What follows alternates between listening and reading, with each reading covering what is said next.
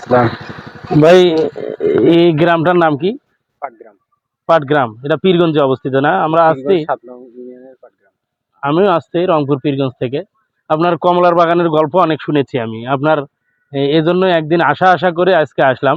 অনেক আপনার বাগানটা মানে ঘুরলাম পুরা, প্রচুর কমলা ধরছে এখানে। আপনার এটা কতদিনের চিন্তা ভাবনা, বা এটা কতদিন থেকে আপনি এটা আমার করতেছেন? প্রায় ৫.৫ বছর হচ্ছে, ৪ বছরের বেশি আরকি। কতগুলো গাছ আছে কমলার বাগানে? এখানে সব মিলে গাছ আছে ১২০ টা।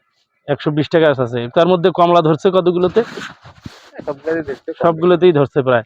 কিন্তু কমলা আপনার তো অনেক ধরছে, এগুলো আমাদের বাংলাদেশে উত্তরবঙ্গে এরকম কমলা কোথাও আমার নজরে পড়েনি, এত বড় বড়। এবং এটা অন্যান্য দেশের যে কমলাগুলো এই রকম সেম অবস্থায় কমলাগুলো দেখতেছি, মানে অনেক হলুদ যেরকম, মিষ্টি সেরকম, মানে এটা খুব ভালো লাগতেছে আপনার এই কমলা গাছগুলো দেখে এবং কমলাগুলো দেখে।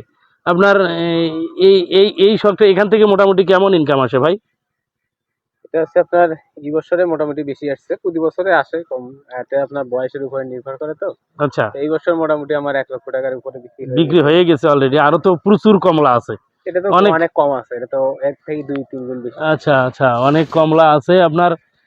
এই কমলাগুলো দিয়ে আপনি এভাবে এখান থেকে যে এন্টারপ্রেনার, নিজে যে একটা উদ্যোক্তা হিসেবে গাছগুলো গাছছেন, এই গাছগুলো তো অনেক পরিচর্যা করার পর এখান থেকে মোটামুটি ফল আসতেছে। আমরাও যদি এই রকম আমাদের উত্তরবঙ্গটা আমরা অবহেলিত বলি সব সময়, কিন্তু আমরা যদি এইভাবে বিভিন্ন ধরনের চাষ করে, কমলা চাষ, সেটা মালটা চাষ, অন্য অন্য চাষ করে যদি আমরা স্বাবলম্বী হইতে পারি, তাহলে উত্তরবঙ্গ, এটা যে মফিজ এলাকা বলি আমরা, এই মফিজ এলাকার নামটা ঘুচে যাবে।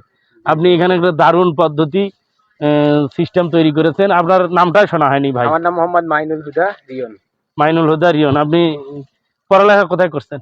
আমি রূপ কলেজ থেকে অনার্স করছি আর এদিকে তো এসএসসি সরকারি স্কুল। মানে এই পীরগঞ্জ সরকারিতেই পড়ছেন আর রূপ কলেজ থেকে অনার্স করছেন, তারপরে চাকরি বাকরির চিন্তা বাদ দিয়ে না, আপনি নিজে একটা প্রতিষ্ঠান মানে এটা একটা প্রতিষ্ঠানের মধ্যে এইখানে যে প্রতিষ্ঠানের অবস্থা, মতোই না, এটা প্রতিষ্ঠান আমার। এটা আপনার প্রতিষ্ঠান, এখান থেকে আপনার যেভাবে ইনকাম হচ্ছে, জি। এই ইনকাম দিয়েই ইনশাল্লাহ আপনি স্বাবলম্বী হবেন।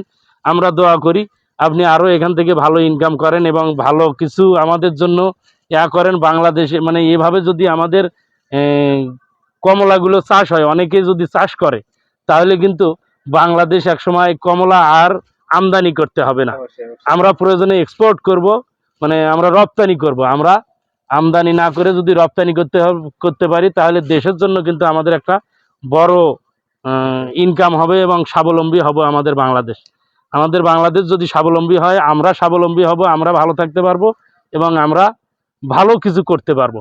ধন্যবাদ ভাই। আমরা আসছি আজকে আপনাকে অনেক শুভকামনা। জি। আপনি এভাবে একটা সুন্দর বাগান করছেন। বাগানটা ধন্যবাদ। আরো অনেক